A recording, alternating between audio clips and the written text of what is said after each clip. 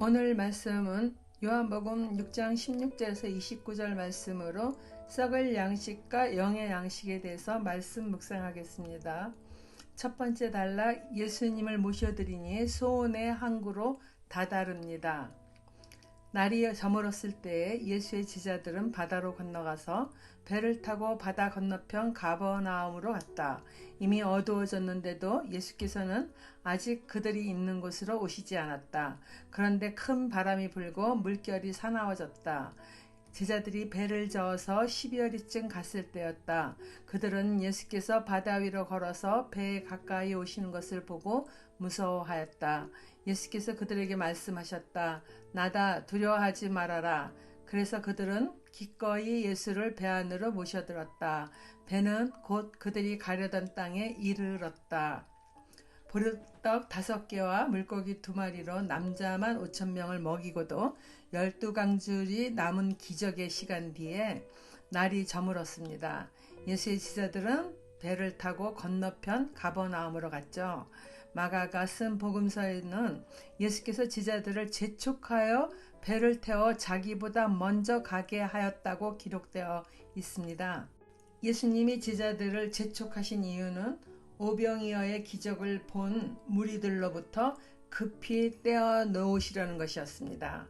큰 무리가 자신을 왕으로 모셔가려 하는 것을 감지하신 예수님은 제자들이 그들의 열강에 혹시라도 현혹되는 일이 있을까봐 미리 조치를 취하시는 것이죠. 그리고 이미 날이 어두워졌는데도 산으로 올라가신 예수님은 아직 그들이 있는 곳으로 오시지 않았습니다. 갈릴리 바다는 실제는 길이가 21km나 되는 매우 큰 호수인지라 그곳 사람들이 바다라고 부르는 것입니다.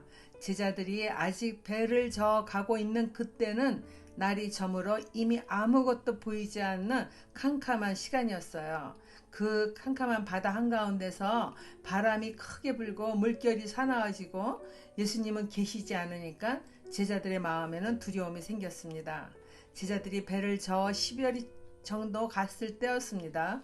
그들은 예수께서 바다 위로 걸어서 배 가까이 오시는 것을 보고 무서워하였습니다. 마태복음에는 제자들이 겁에 질려 유령이다 라고 소리를 질렀다고 하였습니다. 마태복음 14장 26절입니다. 제자들이 예수께서 바다 위로 걸어오시는 것을 보고 겁에 질려서 유령이다 하며 두려워서 소리를 질렀다. 예수님은 그들에게 내니 두려워하지 말라고 말씀하십니다.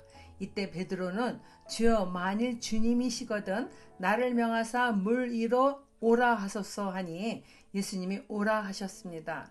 예수님의 대답을 들은 베드로는 배에서 내려 물 위를 걸어서 예수님께로 가는 것이에요. 그런데 바람을 보고 무서워 빠져가는지라 자신을 구원해달라고 소리 지르는 베드로에게 예수님은 손을 내밀어 붙잡아 주셨습니다. 그리고 예수님이 배에 오르니 바람이 그쳤습니다. 사도 요한은 공간 복음에서 다루는 베드로가 바다를 잠시 걸은 이야기 같은 것은 기록하지 않았어요. 사도 요한이 자신이 하고 싶은 그 부분은 오직 예수님이 그리스도여 하나님이심을 알리는 것에 중점을 두었기 때문입니다.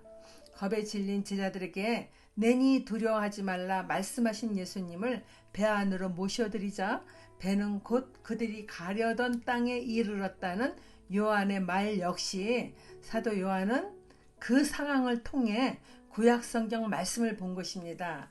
시편 107편에 있는 말씀이에요. 폭풍이 잠잠해지고 물결도 잔잔해진다. 사방이 조용해지니 모두들 기뻐하고 주님은 그들이 바라는 항구로 그들을 인도하여 주신다. 유대 사람인 그들이 늘 읽고 묵상하던 하나님의 말씀이 눈앞에서 이루어진 것을 보고 또 한 번 예수님이 하나님이신 것을 느끼게 되었겠죠. 그리고 요한은 그때를 기억하여 이렇게 요한복음의 그 내용을 기록한 것입니다. 예수님이 배에 타시니 그 배가 그들이 바라는 항구로 그들을 인도하는 또 하나의 기적을 본 것입니다. 그 상황이 이미 시편에 기록되어 있으니 제자들은 말씀이 실현되는 것을 보고 얼마나 신기하고 놀랐겠습니까?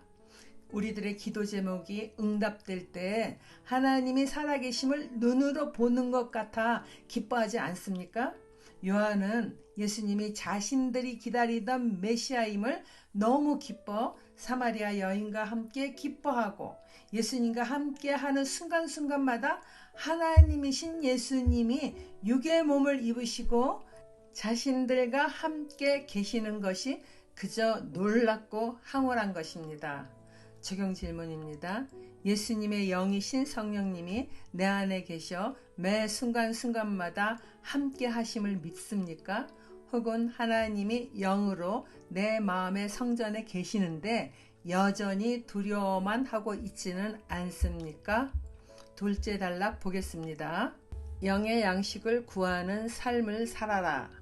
그 다음 날이었다. 바다 건너편에 서 있던 무리는 거기에 배 한 척만 있었다는 것과 예수께서는 제자들과 함께 그 배를 타지 않으셨고 제자들만 따로 떠나갔다는 것을 알았다. 그런데 디베라에서 온 배 몇 척이 주님께서 감사 기도를 드리고 무리에게 빵을 먹이신 곳에 가까이 닿았다. 무리는 거기에 예수도 안 계시고 제자들도 없는 것을 알고서 배를 나누어 타고 예수를 찾아 가버나움으로 갔다. 그들은 바다 건너편에서 예수를 만나서 말하였다. 선생님, 언제 여기에 오셨습니까?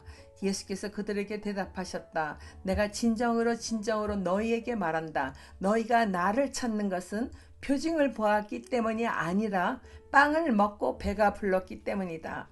너희는 썩어 없어질 양식을 얻으려고 일하지 말고 영생에 이르도록 남아있을 양식을 얻으려고 일하여라. 이 양식은 인자가 너희에게 줄 것이다.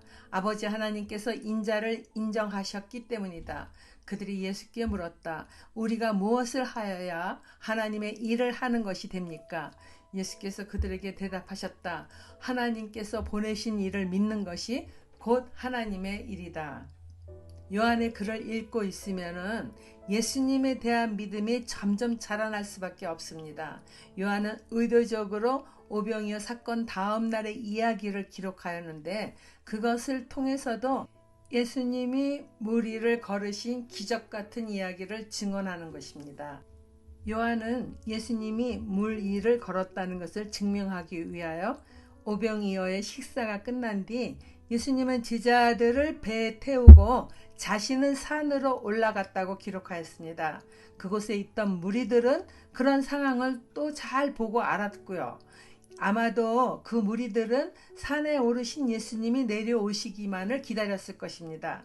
그런데 다음 날이 되어도 예수님은 산에서 내려오지 않으시고 제자들이 타고 갔던 배가 돌아왔는데 그곳에는 제자들도 예수님도 계시지 않았던 것이에요. 그것을 본 무리들은 그제서야 배를 나누어 타고 예수님을 찾아 가버나움으로 갑니다. 그리고 그곳에서 예수님을 만나니 선생님 언제 여기 오셨습니까? 하고 의아해서 묻는 거예요. 그들은 산에 오르신 예수님이 내려오셔서 배를 타는 것을 본 적이 없으니 이상한 거죠. 요한은 그것이 이상할 것이 없는 이유를 알려주고자 바다 위를 걸어오신 놀라운 기적 같은 일에 대해서 말하는 것입니다. 배를 타지 않았어도 예수님은 이렇게 바다를 건너오셨다는 거죠.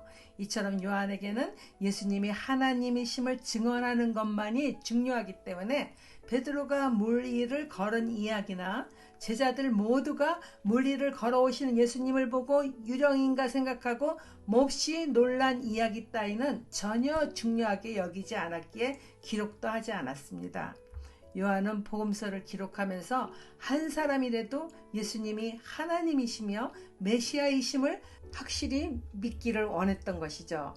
성경을 여러 번 읽어서 잘 아는 우리들은 이러한 것에 대하여 예수님이시니까 무리도 걷고 그럴 수 있지 하며 간단하게 넘어갈 수 있지만은 요한이나 제자들은 굉장히 놀랄 만한 사건인 거예요. 그리고 무엇보다도 무리들도 자신들이 분명히 예수님이 배 타는 걸 보지 않았는데 예수님이 바다 건너에 와 계시니까 그 무리들이 놀란 거죠. 요한은 놀라는 무리들에게 설명해 주는 겁니다. 예수님은 무리도 건넌 분이시라는 것을 매우 자랑스럽게 여기면서 기록한 것 같습니다. 그리고 예수님을 만난 무리가 여기에 언제 오셨냐고 묻잖아요. 그 질문에 예수님은 다른 말씀을 대답하세요. 내가 진정으로 너희에게 말한다. 너희가 나를 찾는 것은 표징을 보았기 때문이 아니라 빵을 먹고 배가 불렀기 때문이다. 너희는 썩어 없어질 양식을 얻으려고 일하지 말고 영생에 이르도록 남아있을 양식을 얻으려고 일하여라. 영생의 양식은 내가 너희에게 줄 것이다. 하나님 아버지가 내가 영생의 양식을 너희에게 주는 일을 허락하셨다 하고 이렇게 말씀하세요. 그들은 무엇을 하는 것이 하나님이 일을 하는 것인가를 물으니 예수님은 하나님이 보내신 일을 믿는 것이 곧 하나님의 일을 하는 것이라고 대답하십니다. 하나님이 보내신 예수 그리스도를 믿는 것이 하나님의 일이요, 하나님의 의를 쫓아 살아가는 것입니다. 그처럼 하나님을 먼저 구하는 삶을 우선으로 하는 사람에게는 그 외의 것은 하나님이 더하여 주신다는 것입니다. 마태복음도 이 말씀을 증거하지 않았습니까? 먼저 하나님의 나라와 의를 구할 때 그리하면 이 모든 것을 너희에게 더하여 주시겠다고요. 적용 질문입니다. 나는 무엇을 얻기 위해 예수님을 찾고 있습니까? 나는 영의 양식을 구하기 위하여 어떤 노력하는 삶을 살고 있나요? 여전히 영의 양식보다는 육신의 욕망을 쫓아 살기에 급급하지는 않나요? 기도하겠습니다. 하나님 아버지, 영의 양식의 중요성을 잘 알지만은 연약한 인간인지라 오병이어의 기적을 본 무리들처럼 하나님께 세상을 살아가는 필요만을 구할 때가 많습니다. 이러한 믿음 없음에 대하여서 회개합니다. 육신이 원하여 구하는 것들이 대부분 썩을 양식과 같은 것인데 그러한 것에 마음을 빼앗기거나 탐욕을 내지 않는 자가 되도록 인도하여 주세요.